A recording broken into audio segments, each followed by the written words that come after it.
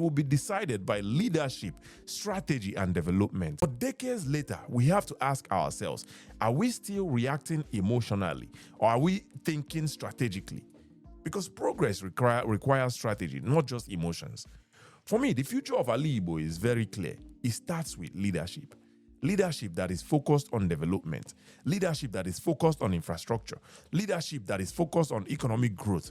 Imagine a southeast where there is stable electricity, modern markets are built and structured, security is guaranteed, industries and factories are active, businesses can run 24 hours if they want to. That's the kind of an environment that creates real power, not agitation, not slogans. And most importantly, leaders who genuinely care about the region. Not just politically, but economically and strategically. Because when that kind of leadership emerges, something interesting is going to happen, right? The frustration will reduce, the agitation will reduce, the noise will reduce. Not because people were silenced, but because progress replaced it. The future of Ala Igbo will not be decided by separation. It will be decided by leadership, strategy, and development. And the sooner we focus on these things, right, the faster Ala Igbo will rise.